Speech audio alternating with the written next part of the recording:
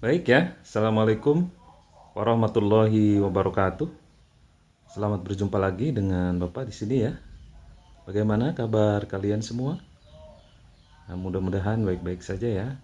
Sehat semuanya ya, bahagia lahir dan batin gitu ya. Itu yang kita harapkan bersama ya. Kalau bahagia batinnya, insya Allah lahirnya ikut sehat ya. Nah, itu yang sering Bapak sampaikan di setiap awal perjumpaan pembelajarannya. Mudah-mudahan kalian bisa ya mengikutinya atau memahaminya dan eh, dalam keadaan sehat lahir dan batin, eh, baik sekarang maupun ke depannya gitu. Nah, untuk kali ini untuk menghemat kuota dan waktu gitu ya. Langsung saja kita ke materinya. Ya, kita akan membahas tentang sifat fisis gelombang cahaya. Ya. Bahwa cahaya itu ketika melewati suatu tempat, apalagi ketika dia berpindah dari satu tempat ke tempat yang lainnya, ketika menemukan tempat yang lebih rapat dan ketika menemukan tempat yang lebih renggang, maka sifat dari cahaya ini akan kelihatan gitu ya. Jadi sebagai benda mati atau makhluk yang tidak punya perasaan ya, ternyata cahaya juga memiliki sifat khusus ya ketika dia melewati suatu tempat, dan apalagi ketika dia melewati tempat yang berbeda, maka sifat-sifat asli dari cahaya itu akan kelihatan.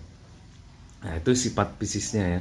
Jadi kalau misalkan secara fisik itu fisik dari cahaya itu kelihatan, maka berikut ini kita akan eh, memaparkan, kita akan menjelaskan tentang sifat-sifat fisiknya ketika dia melewati suatu tempat atau melewati dua tempat yang berbeda. Nah, gitu. Oke, nah sifat fisik gelombang cahaya itu sebetulnya di SMP juga dulu sudah dipelajari dasar-dasarnya ya. Kalian mungkin dulu sudah belajar pemantulan ya, pembiasan gitu. Itu diantaranya ya. Nah sekarang juga di SMA dibahas lagi itu ya, dengan lebih detail dan lebih mendalam ya. Makanya untuk materi sifat fisik gelombang cahaya ini ya ada kemungkinan agak lama pembahasannya ya mungkin. Mudah-mudahan dalam pertemuan ini, dalam kesempatan ini bisa terbahas semuanya. Nanti kita lihat sikon ya. Kalau misalkan sikonnya memungkinkan ya kita bahas semuanya. Kalau misalkan kita lihat sikonnya dalam perkembangan penjelasannya itu memerlukan waktu yang cukup panjang ya, kita kita bagi dua lah waktunya. Kita bagi dua sesi untuk pembahasan ini. Nah, tapi mudah-mudahan dalam satu sesi ini bisa terbahas semuanya ya. Oke, jadi sifat fisik gelombang cahaya itu yang dibahas di SMA diantaranya ada 6 ya. Yang pertama itu ada refleksi ya, atau pemantulan ya. Yang kedua ada refraksi ya, atau pembiasan atau pembelokan. Yang ketiga ada absorpsi gitu, penyerapan, atau lebih jelasnya yang ketiga itu adalah polarisasi. Ya, polarisasi ya. Jadi polarisasi itu mempolakan yang tidak terpola menjadi terpola. Bisa disebut absorpsi juga. Karena arah-arah cahaya yang tidak diinginkan itu diserap supaya tidak bisa lewat. Oh ya, nanti kita jelaskan ya. Kita sebutkan dulu ya. Yang pertama ada refleksi ya, atau pemantulan ya. Yang kedua ada refraksi atau pembiasan, pembelokan. Yang ketiga ada polarisasi ya, mempolakan atau mengatur ya supaya supaya teratur aja itu ya, tidak acak-acakan. Polarisasi, mempolakan. Kemudian yang keempat ada dispersi ya. Dispersi itu ya penguraian ya, dari satu menjadi banyak nah gitu. Kemudian yang kelima ada difraksi. Difraksi itu penyebaran atau pelenturan gitu ya. Lebih jelasnya penyebaran. Nanti lebih jelasnya kita bahas lebih detailnya di pembahasannya.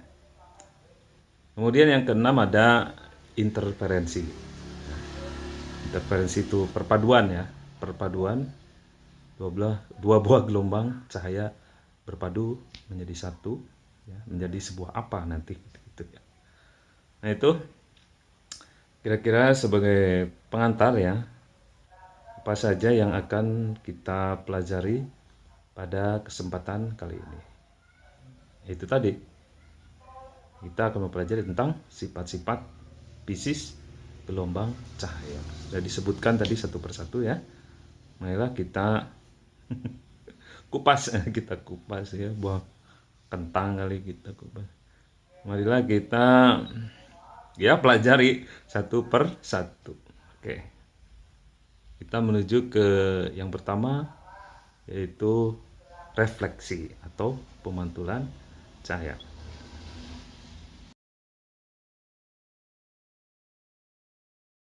Nah, baiklah kita ke pemantulan cahaya. Jadi cahaya itu ya kalau mengenai tempat yang berbeda atau dia dari satu tempat kemudian dia melewati tempat yang lain, maka cahaya itu akan mengalami pemantulan atau ya bahasanya itu refleksi. Ini seperti cahaya ini nih mengenai wajah Bapak ya. Wajah Bapak kelihatan ada herang gitu. Nah, itu memantul ke wajah ke mata pembaca atau ke mata penyimak video ini ya. Jadi kelihatan tuh pipinya, hidungnya itu kan terkena cahaya ya, ada yang herang gitu. Nah, itu memantul lagi ke mata penglihatnya. Nah, gitu. Kemudian apa lagi ya? Ketika cahaya mengenai air misalkan. Kita melihat air kan silau. Nah, cahaya mengenai kaca. Nah, itu kita melihat kaca juga silau. Nah, itu bukti dari adanya sifat fisis cahaya yaitu refleksi atau pemantulan ya. Nah, kemudian refleksi ini, pemantulan cahaya ini ya, itu sebenarnya sisa dari cahaya yang dilanjutkan ya. Jadi kalau misalkan cahaya dari udara mengenai permukaan air, nah itu kan ada silau ya. Nah, itu ada cahaya yang dipantulkan ke mata kita. Sebetulnya ada juga cahaya yang diteruskan ke bawah air. Nah, jadi selain ada yang dipantulkan, ada yang diteruskan juga gitu. Jadi tidak semuanya dipantulkan oleh air atau oleh medium yang berbeda gitu. Nah, untuk penghitungannya ya, berapa cahaya yang dipantulkan gitu. Nah, itu nanti kita lihat di sifat atau definisi dari hukum pemantulan cahaya.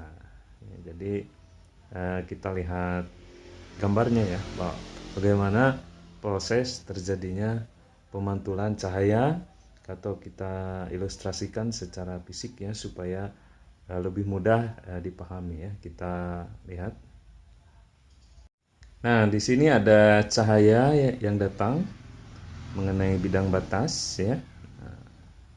Cahaya yang datang ini ketika pas mengenai bidang batas, dia ada yang diteruskan ke bawah, ada yang kembali lagi ke atas. Nah, kita sekarang sedang membahas yang kembali lagi ke atas, berarti itu yang dipantulkan atau bahasanya itu refleksi. Refleks kembali lagi, mungkin seperti itu ya.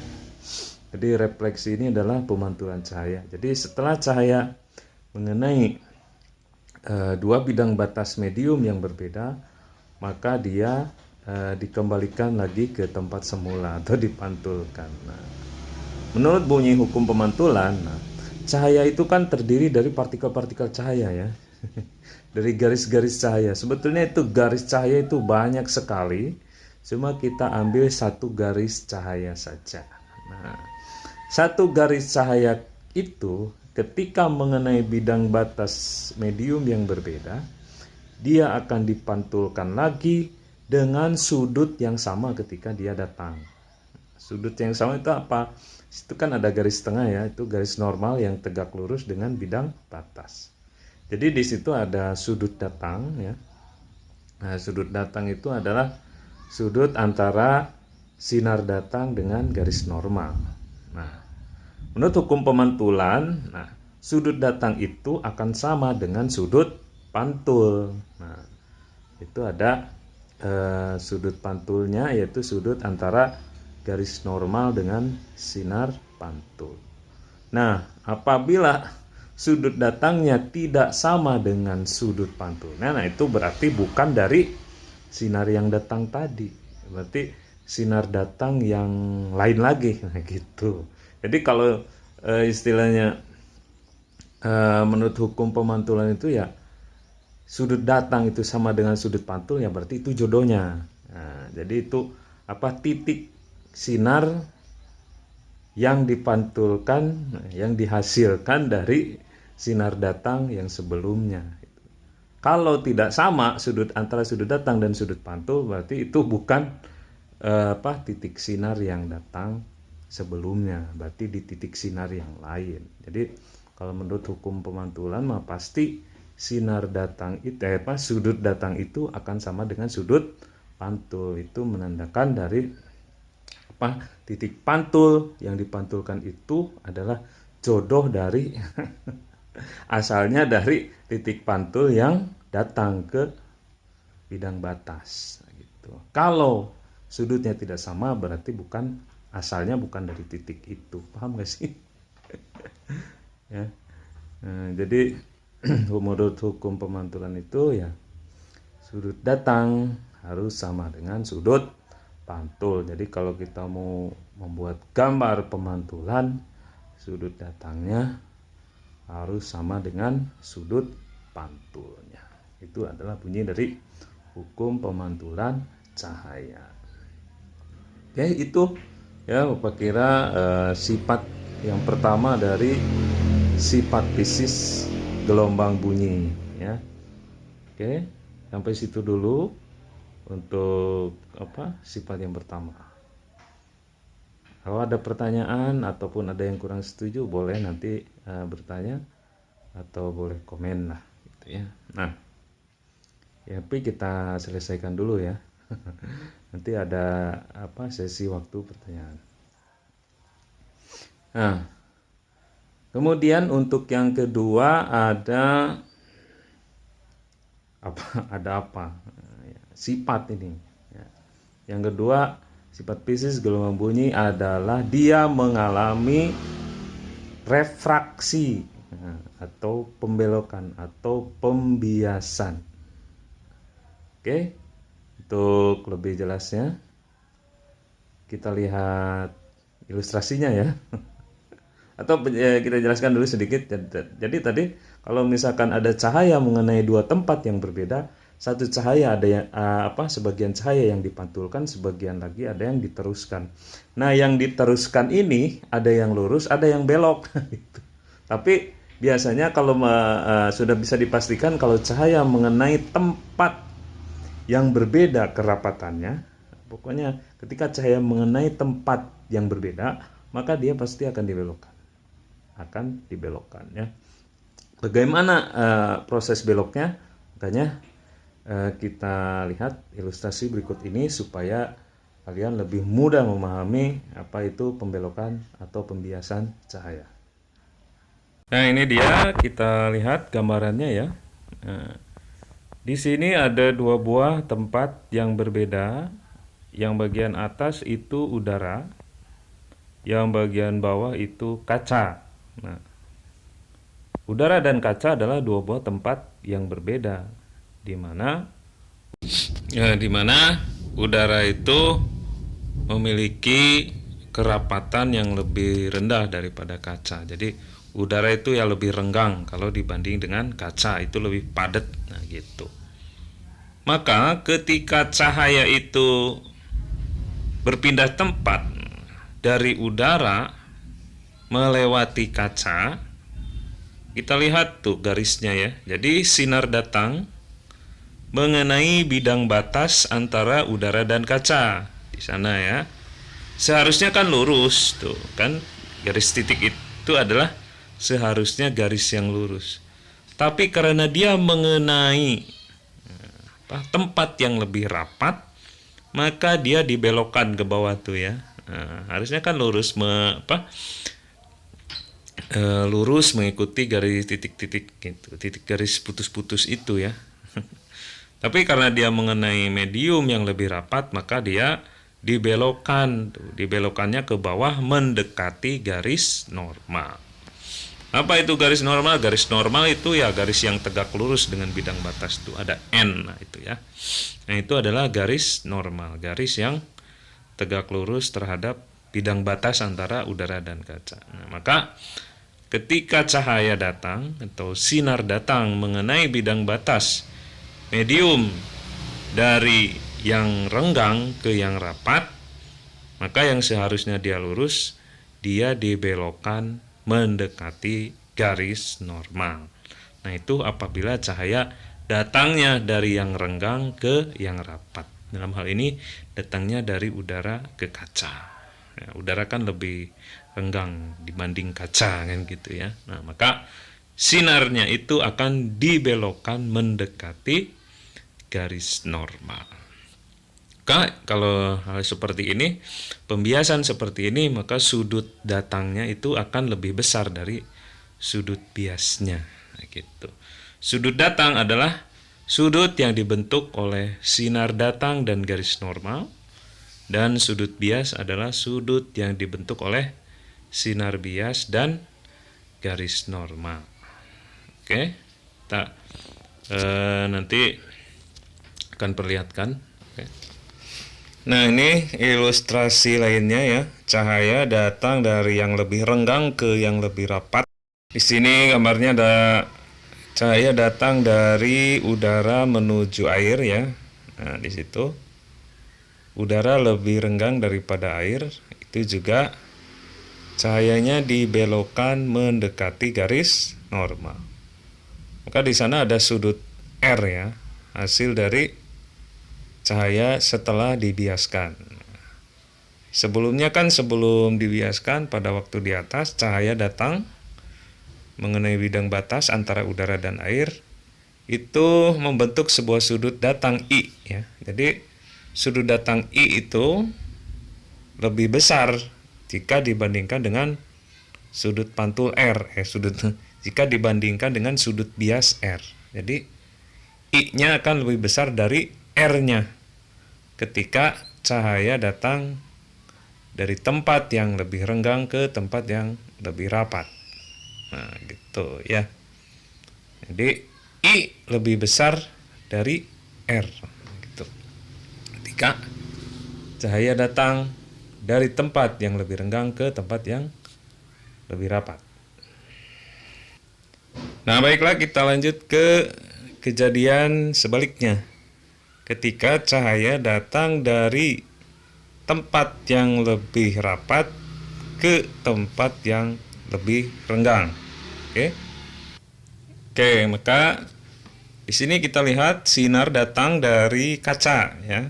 Nah, sini ada dua buah tempat, yaitu sebelah atasnya kaca lebih rapat ya. Sebelah bawahnya udara lebih renggang.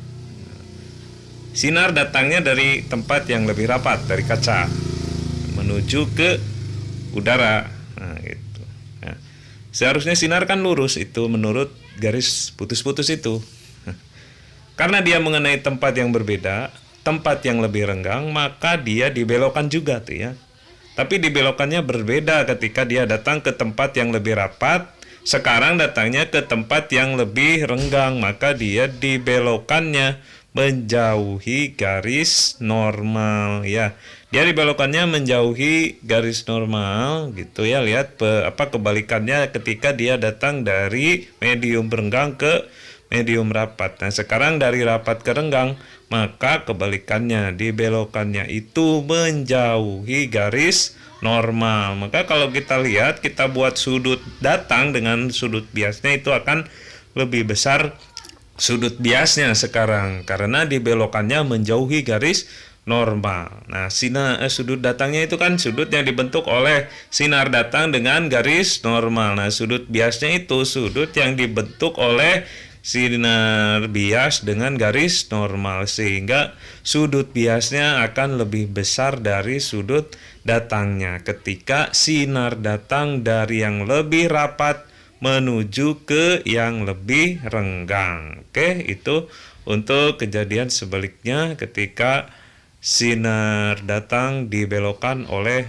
tempat yang berbeda. Itu ya mengenai pembiasan atau pembelokan cahaya, atau kata lainnya adalah refraksi cahaya. Untuk selanjutnya kita ke persamaannya ya. Kita lihat persamaannya. Nah, persamaan pembiasan cahaya ini, sifat fisik pembiasan cahaya itu lebih terkenal dengan persamaan hukum Snellius. Karena hukum Snellius ini adalah hukum tentang pembiasan ya. Di mana kata Snellius tadi sebetulnya ini sudah kita bahas ya, kata-kata ini ya. Sinar datang, sinar bias, dan garis normal terletak berpotongan pada satu titik. Tuh, lihat ya. Sinar datang, sinar bias, dan garis normal berpotongan pada satu titik di tengah tuh, lihat ya. Jadi tanda panah yang di atas, kemudian tanda panah yang ke bawah dengan garis normalnya itu ketemu di satu titik di tengah-tengah. Nah, itu berpotongan pada satu titik dan terletak pada satu bidang datar. Nah, itu kan itu bidang datar ya, gambarnya itu. Kemudian yang kedua, sinar datang itu ketika dari renggang ke rapat, maka sinar bias mendekati garis normal. Tuh, gitu kata-kata SD itu adalah sinar datang. SB itu adalah sinar bias. Nah, jadi hukum Snellius yang kedua adalah sinar datang dari renggang ke rapat, maka sinar biasnya mendekati garis normal. Ya, ini sudah dibahas kan tadi. Nah, kita ke persamaannya ya. Nah, di situ dikatakan dibaca di bawahnya N1 lebih kecil dari N2. Itu N1 adalah indeks bias yang pertama. N2 adalah indeks bias yang kedua. Itu artinya adalah N1 lebih renggang daripada N2. Maka hasilnya I lebih besar dari R. Itu sudah dibahas kan tadi. Nah, kemudian yang dari rapat ke renggang, N1 lebih besar dari N2. Itu maksudnya adalah indeks bias tempat pertama lebih besar dari indeks bias tempat kedua. Artinya dari yang lebih rapat ke yang lebih renggang. Maka hasilnya itu tanda panah adalah I lebih kecil dari R ya.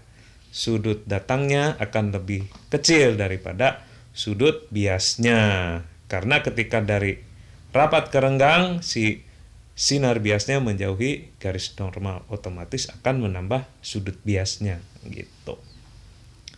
Untuk persamaannya adalah N1 per N2 sama dengan sin R per sin I. Jadi N1 itu adalah indeks bias tempat yang pertama, N2 adalah indeks bias tempat yang kedua. Itu. Sin R adalah sinus dari sudut biasnya. Dan sin I adalah sinus dari sudut datangnya. Nah, gitu. Sudah rumusnya seperti itu. Tinggal perbandingan seperti itu dan kali silang nantinya kan ya. Nah, di mana N1 adalah indeks bias tempat yang pertama, N2 adalah indeks bias tempat yang kedua. Apa itu indeks bias? Ya, indeks bias itu ya kemampuan sebuah tempat untuk membelokkan cahaya. Nah, gitu. Jadi kalau tempat tersebut mampu membelokkan cahaya dengan sangat berbelok, cahayanya itu kewalahan sehingga beloknya itu agak jauh, nah maka itu bisa dikatakan tempat tersebut memiliki indeks bias yang cukup besar, nah, karena dia bisa membelokkan cahaya dengan sangat belok, gitu. Jadi kalau cahaya lurus-lurus saja berarti tempat tersebut tidak memiliki indeks bias, gitu. Nah, kejadian ini yang sering kita lihat dalam kehidupan sehari-hari ya, keseharian kita sering kita lihat proses atau terjadinya pembiasan cahaya ini. Salah satunya ketika kita apa menyimpan sedotan gitu di gelas yang berisi air. Sedotan itu kan seolah-olah bengkok, padahal sedotan itu lurus. Nah, itu tandanya ada pembiasan cahaya dibelokkan. Padahal aslinya kan sedotan tersebut lurus, tapi terlihatnya belok. Nah, itu beloknya itu lebih ke bawah kan, karena dari udara ke air. Nah, dari kurang rapat ke lebih rapat. Maka si sedotan itu yang sedotan aslinya mah lurus gitu. Kelihatannya mah agak ke bawah mendekati garis normal. Nah, itu salah satu contoh proses terjadinya pembiasan cahaya. Kemudian kita juga kalau lihat kolam renang ya dari atas, melihat dasar dari kolam renang itu sepertinya dangkal gitu. Padahal ketika kita ceburin, oh ternyata kolam renang dalam banget 3 meter. Jadi hati-hati kalau kalian melihat kolam renang yang sepertinya dangkal, jangan langsung nyebur begitu saja. Tanya dulu sama yang bikin kolamnya berapa meter kedalamannya. Kelihatan dangkal padahal dalam itu ya, karena adanya proses terjadinya pembiasan cahaya itu. Yang yang padahal aslinya itu dasar kolam itu jauh, tapi kelihatannya dekat kalau dari atas gitu. Kemudian proses pembiasan cahaya juga terjadi pada ketika kita melihat bintang. Jadi bintang di malam hari yang ketika kita lihat itu sebetulnya letaknya bukan di situ. Nah, itu karena si bintang tersebut kan sampai ke mata kita itu melewati ada ruang hampa udara. Nah, ada ruang hampa udara, kemudian ada atmosfer. Nah, dia melewati dua medium yang berbeda. Otomatis bintang yang kita lihat itu sebetulnya bukan di situ tempatnya, agak belok nah gitu. Itu juga salah satu proses atau satu kejadian dari pembiasan cahaya. Mungkin untuk lebih jelasnya kita membahas soalnya atau kita lanjutkan ke sifat yang lain dulu.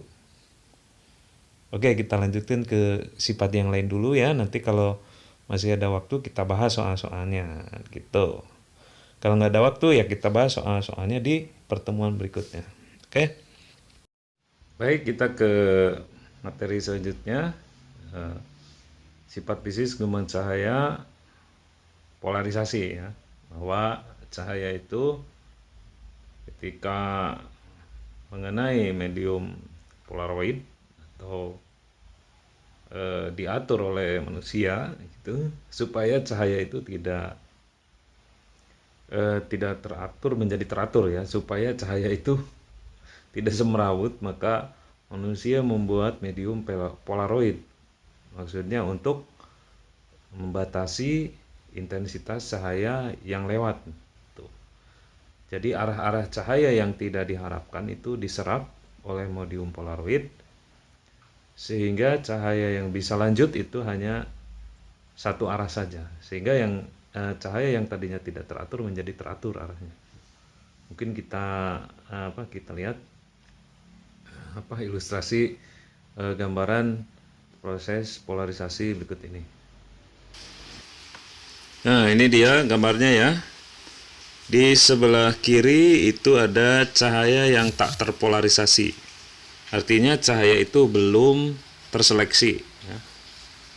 Di sana ada dua buah arah cahaya, yang satu arahnya vertikal, ya, yang satu lagi arahnya horizontal. Di sana dikasih keterangan cahaya tak terpolarisasi. Jadi arahnya ada dua, ada yang ke atas dan ada yang horizontal. Nah, alat polarisasinya yang tengah itu, itu sebuah alat yang mempersilahkan yang arah vertikal bisa lewat. Kalau arahnya horizontal itu nggak bisa lewat, tuh lihat ya. Jadi celah-celahnya kan vertikal, sehingga arah-arah cahaya yang vertikal saja yang bisa lolos. Nah, untuk cahaya yang arahnya horizontal itu pasti terhalangi, terserap ya oleh alat polarisasi tadi.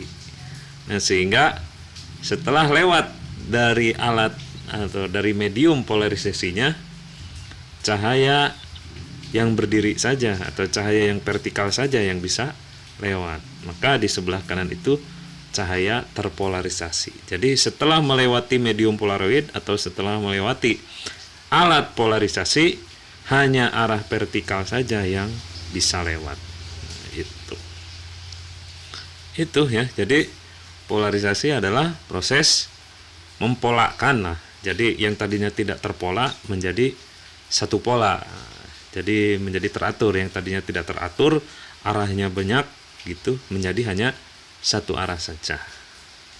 Mungkin lebih pahamnya ada gambaran berikut ini, gambaran yang lain lagi ya. Nah, ini juga hampir sama ya. Di sebelah kiri nanti di sana terlihat gelombang yang tidak terpolarisasi terdiri atas dua arah ya. Di mana ada yang arah getarnya vertikal, ada yang arah getarnya horizontal. Yang vertikal itu yang garis-garis itu ya.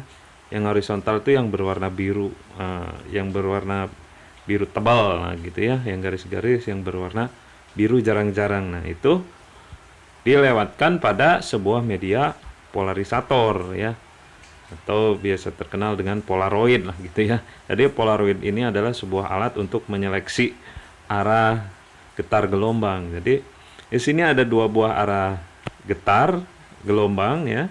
Yang pertama yang arahnya vertikal, yang berwarna garis biru tipis ya, yang garis biru jarang-jarang. Kemudian yang kedua yang berarah horizontal yang berwarna biru tebal. Nah, itu dilewatkan kepada medium polaroid yang menyeleksi arah horizontal, sehingga hanya arah vertikal saja yang bisa lewat. Maka bisa kita lihat hasilnya setelah dia melewati celah sebagai polarisator, atau setelah dia melewati alat polarisator, atau setelah dia melewati medium polaroid, hanya arah yang vertikal saja yang bisa lewat ya. Sama aja kita kalau kita mau masuk rumah ya, pintunya kan panjang ya, arahnya vertikal ke atas. Jadi kalau kita sambil miring-miring tuh ya nggak bisa masuk ya, karena pintunya kan vertikal, jadi mengikuti bentuk badan kita kalau sedang berdiri kan gitu. Jadi kalau kita masuk pintu miring-miring, pintunya itu kan lebih panjang ke atas, tidak bisa lewat kalau kita masuknya sambil miring. Sehingga yang bisa lewat di sini, kalau kita lihat di gambaran ini, hanya cahaya yang berarah vertikal yang bisa lewat, karena si alat polarisatornya itu hanya menginginkan cahaya yang berarah vertikal, dia menyeleksi atau dia menyerap yang arahnya horizontal. Nah gitu ya. Jadi polarisasi mah ya mempolakan ya. Polarisasi yang tadinya tidak terpola, yang tadinya tidak teratur, arahnya banyak, hanya menjadi satu arah saja ya. Jadi terpola, makanya namanya polarisasi. Nah gitu. Nah itu ya polarisasi ya. Bapak rasa cukup mudah untuk dipahami ya. Setelah beberapa sifat gelombang Pisces, sifat Pisces gelombang cahaya ya, kita menemukan istilah-istilah yang yang biasanya asing kita dengarkan ya. Ada refleksi, ada refraksi ya, ada polarisasi, ada dispersi nanti ya. Setelah ini dispersi ya. Nah ini kan masih polarisasi. Jadi misalkan ada, kita dengar kalimat telah terjadi polarisasi di masyarakat. Nah berarti masyarakat itu sudah terpola ya, terkotak-kotak lah gitu ya. Jadi ada satu kumpulan terpola 1, terpola 2. Nah gitu maksudnya, bahwa masyarakat kita sudah terpolarisasi itu maksudnya kan sudah memiliki satu arah ngumpul, nah gitu. Nah oke, ngelantur ya kejauhan.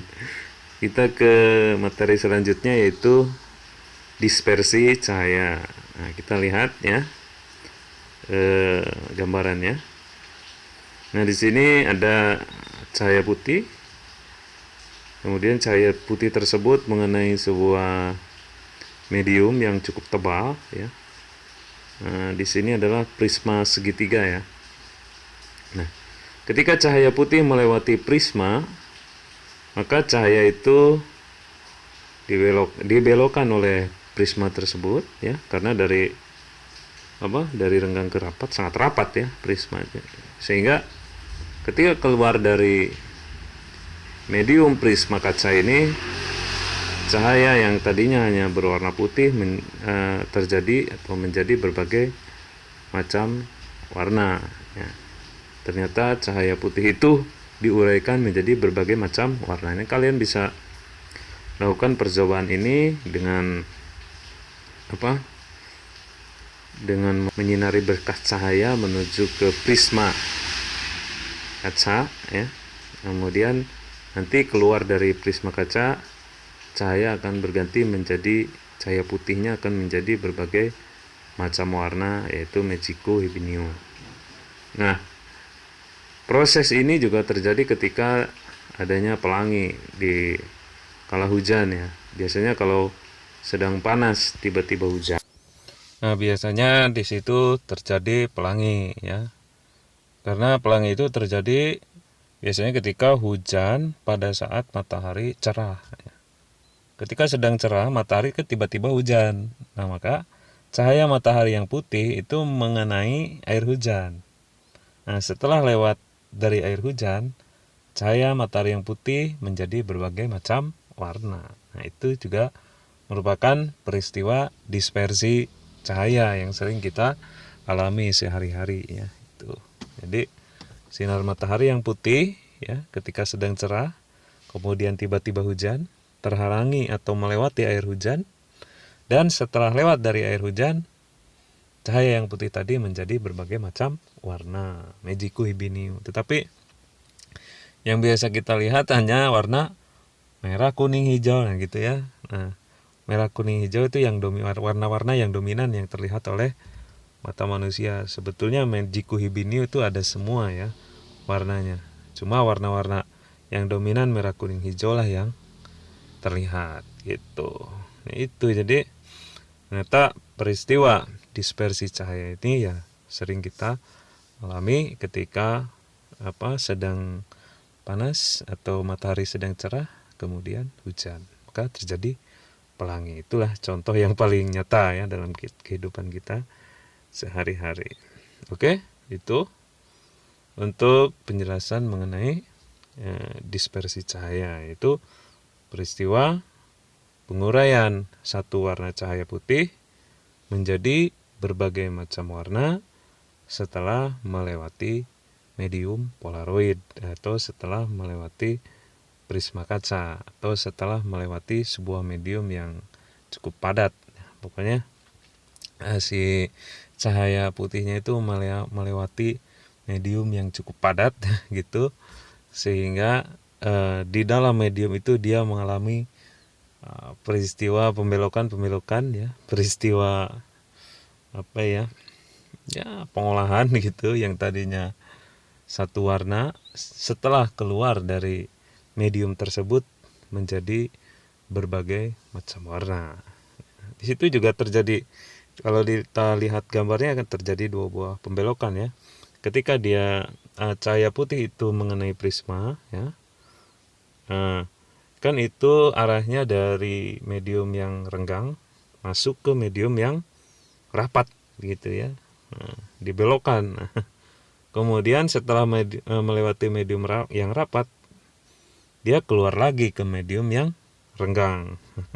Belokkan lagi. Nah, di situ juga ada dua buah peristiwa. Selain terjadinya peristiwa dispersi cahaya, di situ juga terjadi peristiwa refraksi cahaya. Ya, ada dua kali pembelokan karena dua kali pindah tempat dari renggang ke rapat ke renggang lagi, gitu. Nah, itu ya dispersi cahaya. Bapak rasa itu juga cukup mudah untuk dipahami ya. Oke, Kita ke sifat cahaya selanjutnya ya, yaitu apa? Diffraksi cahaya.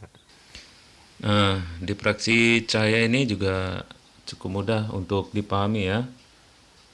Karena kalau kita lihat definisinya adalah penyebaran arah rambat cahaya setelah melewati celah yang sempit. Kita bisa lihat ya, cahaya dilewatkan pada celah yang sempit. Kemudian setelah melewati celah yang sempit tersebut, cahaya menyebar ke segala arah. Nah, gitu ya. Bisa dikatakan ini peristiwa penyebaran arah getar cahaya setelah peristiwa penyebaran arah rambat cahaya setelah melewati celah yang sempit. Nah, kata-kata diffraksi juga sering digunakan dalam istilah sosial ya, telah terjadi diffraksi di masyarakat. Berarti telah terjadi penyebaran di masyarakat. Gitu ya. Jadi untuk diffraksi ini nanti terbagi dua ya. Ada diffraksi celah tunggal dan ada diffraksi celah ganda. Nah, nanti ada pembahasannya tersendiri. Setelah pembahasan umum ini kan kita sedang membahas sifat fisis gelombang cahaya. Nah, salah satunya adalah diffraksi cahaya. Nah, nanti ada pembahasan tersendiri dari masing-masing sifat fisis gelombang cahaya ini. Ya. Nanti kita akan membahas polarisasi dengan rumusnya ya. Kemudian nanti kita akan membahas diffraksi ini dengan rumusnya juga. Nah, biasanya yang dibahas lebih mendetil itu ya polarisasi, diffraksi dan interferensi ya nanti. Nah, itu sifat fisis gelombang cahaya yaitu diffraksi cahaya adalah peristiwa penyebaran arah rambat cahaya setelah melewati celah yang sempit.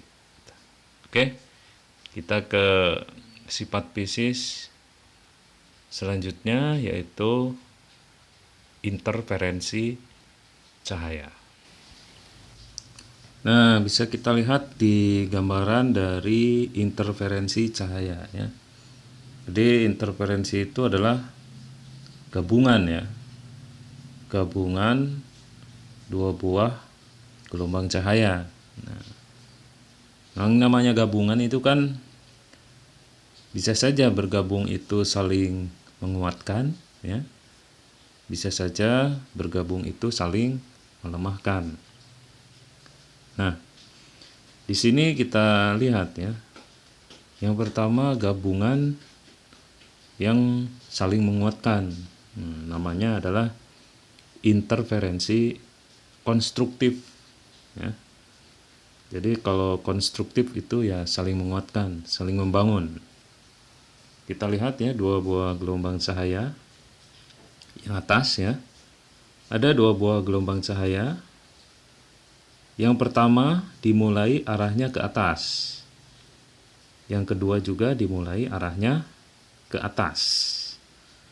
Nah, jadi ke atas ditambah ke atas itu semakin ke atas kan gitu ya. Nah, untuk arah selanjutnya kan setelah ke atas dia ke bawah. Nah, gelombang yang kedua juga selanjutnya ke bawah. Jadi nanti ke bawah ditambah ke bawah semakin ke bawah. Maka tanda panah ke sebelah kanan itu adalah gabungan dari gelombang yang ke-1 dengan gelombang yang kedua. Nah, gelombang yang ke-1 dimulainya ke atas. Gelombang yang kedua juga dimulainya ke atas. Nah, sehingga hasilnya itu semakin ke atas. Nah, itu adalah satu buah gelombang. Di sebelah kanan tanda panah itu satu buah gelombang hasil gabungan dari dua buah gelombang yang di sebelah kiri. Jadi yang tadinya simpangannya itu pendek, setelah digabungkan simpangannya menjadi panjang tuh, amplitudonya kan gelombangnya menjadi besar. Setelah dua di sebelah kiri digabung menjadi satu di sebelah kanan. Nah, itu adalah di sebelah kanan tanda panah hasil dari gabungan dua buah gelombang di sebelah kiri. Hasilnya adalah konstruktif ya. Jadi semakin ke atas dan semakin ke bawah gelombangnya, simpangannya menjadi lebih besar ya, karena searah, saling menguatkan. Jadi istilahnya namanya adalah interferensi konstruktif, yaitu gabungan gelombang yang mengakibatkan saling menguatkan. Nah, sehingga hasil gelombangnya adalah memiliki amplitudo yang makin besar ya, gelombangnya makin besar. Nah, itu. Kemudian untuk interferensi yang saling melemahkan, yang kedua gambar yang bawah, yaitu interferensi destruktif, yaitu interferensi atau gabungan yang saling melemahkan. Nah, nantinya di layar itu juga akan menghasilkan garis gelap ya, tidak akan ada cahaya karena perpaduannya itu perpaduan yang saling melemahkan. Bisa kita lihat gabungan dua buah gelombangnya di bawah ya. Jadi di situ di sebelah kiri tanda panah ada dua buah gelombang yang memulai arahnya itu berbeda. Yang atas memulainya ke bawah, yang bawah memulainya ke atas. Jadi yang atas inginnya ke bawah, yang bawah inginnya ke atas. Jadi akhirnya itu tidak ke atas dan tidak ke bawah, maka di sebelah kanan tanda panah itu tandanya hanya sebuah garis lurus gitu aja, tidak terjadi gelombang justru ya, karena dua buah gelombangnya saling melemahkan itu. Nah, gabungannya itu ya, yang satunya inginnya ke bawah, yang satunya inginnya ke atas, akhirnya tidak ke atas dan tidak ke bawah. Sama aja kalau kalian tuh sama sama temannya berdua gitu, yang satu ingin ke kalian nih di Banjar ya, yang satu ingin ke Pangandaran, yang satu ingin ke Bandung ya. Karena dua-duanya tidak sama tujuannya, akhirnya pasea di tengah-tengah ya. Atau kalian di Banjar ya, yang satu ingin ke Pangandaran, satunya lagi ingin ke Tasik. Ya akhirnya tidak ke Pangandaran, tidak ke Tasik, karena pada pelaksanaannya itu adalah kalian pasea di Banjar gitu, teka mana tungtung nama. Ayo ke Banjar ke Tasik tung. Akhirnya nggak kemana-mana karena memiliki kemauan arah yang berbeda. Nah itu adalah hasil dari interferensi destruktif ya, saling melemahkan. Oke, itu jadi pembahasan mengenai sifat fisis gelombang cahaya interferensi ya. Karena interferensi itu adalah perpaduan, gabungan ya, superposisi itu ya, antara dua buah gelombang cahaya. Yang satu interferensi konstruktif yang saling menguatkan karena searah. Yang satu lagi interferensi destruktif yang saling melemahkan karena berlawanan arahnya, sehingga malah justru tidak terjadi gelombang. Yang pertama justru saling menguatkan dan gelombangnya menjadi semakin kuat dan semakin besar. Itu adalah pembahasan singkat atau panjang nih. Terlalu bertele-tele ya. Nanti tugasnya kalian ya membuat video seperti ini. Jadi kalian coba jelaskan ke Bapak ya mengenai sifat fisis gelombang bunyi ya, sifat fisis gelombang cahaya ya. Usahakan lebih baik dari Bapak ya. Gitu. Ya harus itu ya. Generasi selanjutnya harus lebih baik dari generasi sebelumnya. Ya minimal tidak seperti Bapak ini ya. Minimal kalian itu kan lebih muda, lebih menarik untuk dilihat lah gitu. Oke ya, itu tugasnya nanti. Nah, kemudian untuk selanjutnya oh ya, itu sudah ya, ke-6-6-nya sudah kita bahas ya. Oke, masih ada waktu nih ya. Kita membahas rumus interferensi aja ya ini ya. Biar nyambung dikit ya. Jadi kita ke persamaan interferensinya dulu ya.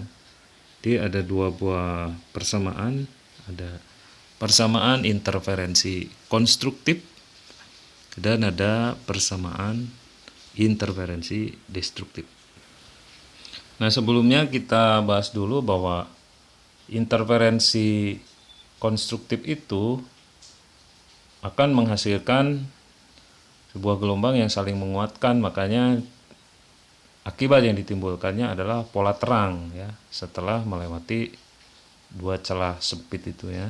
Nah, jadi sebuah cahaya dilewatkan pada dua buah celah sempit di sana ya, ada S1 dan E2 ya, celah yang ke-1 dan celah yang kedua. Nah, dari kedua celah itu kan keluar dua buah cahaya ya. Nah, dari dua buah cahaya itu kan nanti berinterferensi. Nah, di sana terjadilah gabungan dari dua buah cahaya yang keluar dari dua buah celah itu. Nah, gabungannya di sana ada yang gabungan konstruktif dan ada gabungan yang destruktif. Nah, yang konstruktif ini menghasilkan pola-pola terang. Nah, sementara yang destruktif itu menghasilkan pola-pola gelap. Maka ketika ditangkap oleh layar, di sana di layarnya akan terlihat garis-garis terang dan akan terlihat garis-garis gelap. Nah, garis-garis terang itu adalah hasil dari interferensi konstruktif, sementara garis-garis gelapnya itu adalah hasil dari interferensi destruktif. Nah, antara garis-garis terang dan garis-garis gelap, nah itu nanti ada rumusnya masing-masing. Jadi ada rumus khusus untuk pola terang, untuk interferensi konstruktif. Nah, ada rumus khusus untuk pola gelap, yaitu hasil dari interferensi destruktif. Baik, kita mulai ya. Kita tampilkan persamaannya dulu. Ini adalah hasil dari atau gambar dari pola interferensi ya, yang tadi sudah kita jelaskan. Di sini di sebelah kanannya ada persamaan untuk pola terang dan ada persamaan untuk pola gelap, atau persamaan untuk interferensi konstruktif yang atas dan yang bawahnya adalah persamaan untuk interferensi destruktif. Oke, kita ke pola terang ya. Di sana di pola terang tertulis D sin theta sama dengan M kali lambda. Nah, kita jelaskan dulu ya apa itu masing-masing hurufnya. D itu adalah jarak antar celah ya. Nah, jadi kan di sebelah kiri itu ada dua buah celah ya. Ada celah S1 dengan S2. Nah, kedua buah celah itu kan memiliki jarak. Ya. Jadi kalau jaraknya itu diganti atau diatur itu akan menghasilkan pola-pola interferensi yang berbeda nantinya. Jadi D sin theta, D-nya adalah jarak antar celah. Kemudian sin theta itu ya, theta itu sinus theta. Theta itu adalah sudut kemiringannya ya. Nah, itu kan dari masing-masing celah kan dia menyebar. Nah, dari kelurusannya semakin menyebar ke atas dan ke bawah itu kan sudutnya juga semakin berbeda ya. Nah, sehingga theta itu adalah sudut kelenturannya, sudut kemiringannya ya nanti. Berapa sudutnya nanti diketahui di dalam soal ya. Kemudian sama dengan M kali lambda. Nah, M ini adalah ordenya. Nah, orde keberapa? Nah, misalkan di situ kan di garis-garis pola gelap dan terang itu kan ada yang paling terang itu yang tengah itu ya. Yang garis terang ada yang tengah, kemudian dari terang yang paling tengah itu ke atas ada gelap ke satu, ada gelap kedua gitu kan. Yang ke bawah juga ada gelap terang gitu kan. Nah, jadi M itu adalah bilangan pola keberapanya. Nah, gitu. Misalkan terang ke 4, maka M-nya bisa dikatakan 4 ya. Misalkan yang ditanyakan itu terang pertama, berarti M-nya sama dengan 1, nah gitu, pertama. Kalau lambda itu ya panjang gelombang cahayanya ya. Cahaya yang diteruskan melalui dua buah celah itu. Dan sumber cahayanya itu kan memiliki panjang gelombang. Nah, jadi itu adalah lambdanya. Jadi D sin theta sama dengan M kali lambda itu adalah persamaan interferensi konstruktif untuk pola terang. Nah, ini nanti untuk lebih jelasnya atau untuk lebih pahamnya bisa ketika digunakan untuk penyelesaian soal, insya Allah akan lebih paham lagi nanti ya. Atau juga bisa diselesaikan soal itu dengan persamaan dP per L, itu di bawahnya ya, dP per L ya. Jadi tergantung soalnya. Kalau di soalnya diketahui ada sudutnya ya pakai D sin theta ya. Kalau di soal tidak diketahui sudutnya ya pakai dP per L sama dengan M kali lambda. dP per L itu apa ya? D-nya itu adalah lebar jarak antar celah. Kalau P-nya itu jarak antar pola. Jadi misalkan terang ke 1 dengan terang kedua, nah jaraknya berapa? Nah, itu P-nya ya. Itu. Di P-nya itu di bawah tuh ada keterangannya jarak antar garis terang atau garis gelap ya. Misalkan ditanyakan jarak terang pusat dengan terang ketiga, nah itu berarti ditanya P-nya. Nah, makanya untuk lebih pahamnya nanti kita kita sambil belajar ketika mengerjakan soal pasti akan lebih paham ya. Kalau kita terus mengerjakan soal dengan memakai persamaan-persamaan ini pastinya akan lebih paham ya. Karena ya semakin sering kita mengerjakan soal pasti semakin paham. Ya, ketika kita ke suatu tempat semakin kita sering ke tempat tersebut semakin kita tahu jalannya kan. Bahkan ada kemungkinan kita akan tahu jalan cepatnya kalau kita sering mengerjakan soal. Intinya ya sering belajar lah gitu. Itu untuk persamaan pola terang atau persamaan interferensi konstruktif. Untuk yang destruktifnya persamaannya ya hampir sama ya, D sin theta, cuma perbedaannya di sebelah kanan sama dengan M min setengah lambda. Jadi kalau yang destruktif atau pola gelap persamaan sebelah kanannya M min setengah lambda. Nah, kemudian kalau misalkan di soal tidak ada sudut yang diketahuinya ya bisa dipakai dP per L sama dengan M min setengah lambda. Tapi biasanya yang sering dipakai itu yang dP per L itu ya. Jadi D itu adalah jarak antar celahnya, P itu adalah jarak antar polanya, kemudian ada L. Oh iya, L ini adalah jarak celah ke layar. Nah, jadi dari dua buah celah kecil itu ke layar kan ada jaraknya. Nah, itu adalah L-nya. Nah, jadi jarak celah ke layar juga bisa menentukan hasil dari pola interferensi ini. Misalkan layarnya didekatkan atau layarnya dijauhkan, nah itu akan membedakan hasil dari interferensi yang terjadi. Nah, gitu. Makanya di situ ada persamaan dengan lambang huruf L, yaitu jarak dari celah ke layar. Nah, itulah persamaan untuk menyelesaikan soal-soal interferensi ya. Jadi lumayan ya, ada waktu sedikit untuk membahas rumusnya. Nah, mudah-mudahan ini bisa dipahami. Yang penting kalian hafalkan dulu rumusnya ya. Nanti untuk lebih pahamnya ketika kalian mengerjakan soalnya, insya Allah akan lebih paham. Nanti setelah ini kita akan bahas soal-soalnya. Kemudian untuk sifat fisis yang sebelum ini yang itu di fraksi, yang polarisasi kan belum juga ya persamaannya. Nanti itu malah lebih sederhana ya dari persamaan interferensi ini. Ya itu dulu untuk kesempatan kali ini ya.